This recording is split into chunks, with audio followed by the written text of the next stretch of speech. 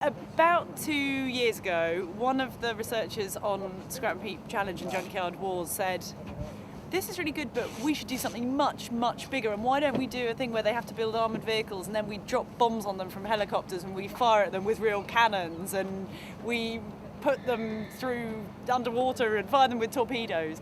And obviously that's a ridiculous idea, but we thought it was quite good in its ambition. And then the idea of doing something which was basically on the scale of a major sporting event, like the Olympics or like the World Cup, where we have teams properly from all over the world, not kind of like mostly British with a couple of token Europeans or something, but properly international, where we get them to build machines that that are truly unique, where we get drivers who are experienced at doing ridiculous bonkers driving to drive them. We thought that sounded like an excellent idea.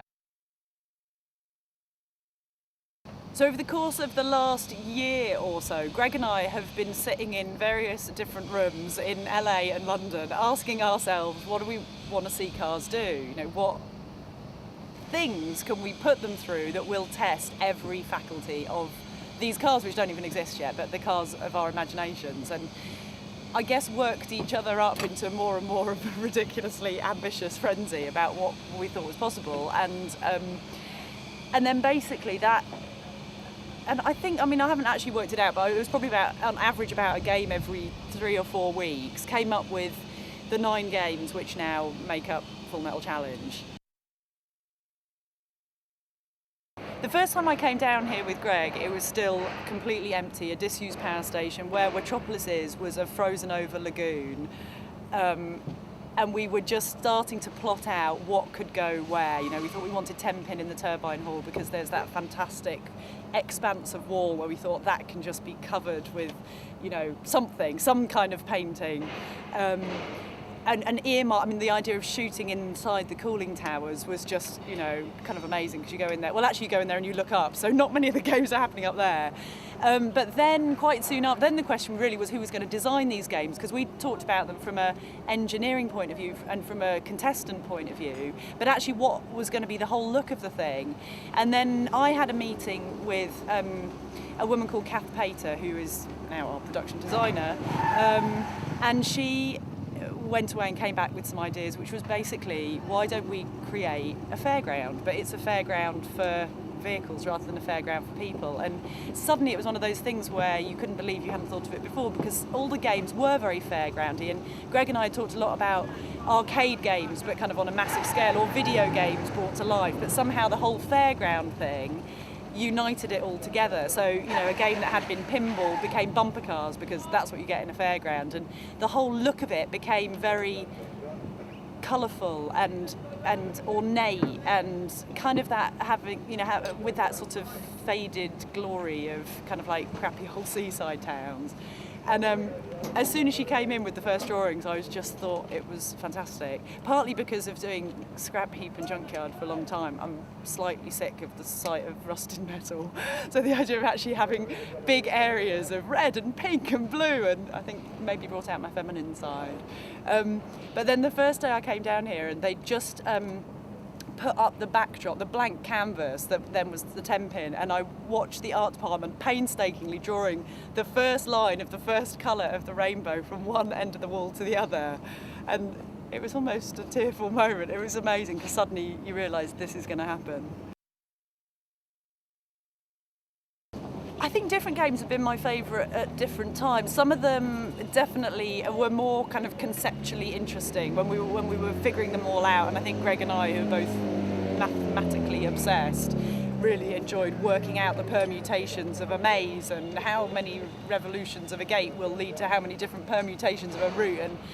And but I think in terms of actually watching them, I love Pitball. Pitball just is a high adrenaline. It's really gothic in there. That I love the whole way that it looks, the fire, the sound of 3 usually massive engines reverberating in those cooling towers is pretty mind-boggling. Sumo is kind of, you feel like it's going to be everybody's favourite, and even though I've lost my voice twice through screaming so much. I think that's still up there for me. But actually one that we've only done once, because we always knew it was going to be a bit of a car wrecker, so we saved it for the final when we knew we'd have cars that could do endurance, was Grand International, which exceeded my wildest dreams by quite a long way. And I have a very fine line between the games I enjoy most and the games I actually hate the most, because they make me just almost have that kind of hide behind the settee, can't bear to watch thing. So as soon as they're over, they're my favourite games, but while they're happening, they're the ones I hate.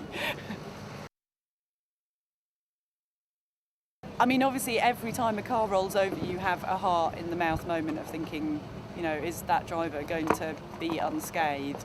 The Flaming Aussies did it in King of the Hill. The Chinese team did it on the roller coaster. That was pretty hairy because he disappeared completely from view. This morning, the Chilean team flew into the Aquaholics at quite an extraordinary rate of knots.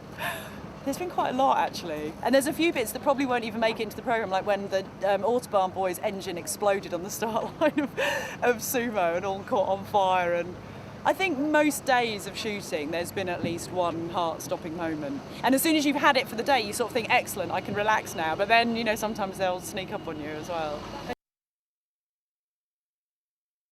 I love the Law Dogs. They're definitely one of my favourite teams. They're just such nice guys, such good sports. They're kind of like great sports when they win, they're great sports when they lose. The Chilean team have been fantastic. The Chinese team, it was just amazing. Looking at their vehicle, thinking every part of this machine has come all the way from China. The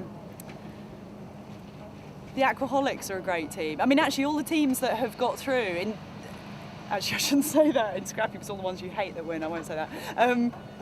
In terms of the teams that have won and made it to the semi-finals, I've been really happy to have them all back. And the same with the finals. I think they're all really good teams, and all the machines, the three machines that have kind of made it through all the slog, are utterly deserving. And there haven't been any really foul teams. I'll tell you later.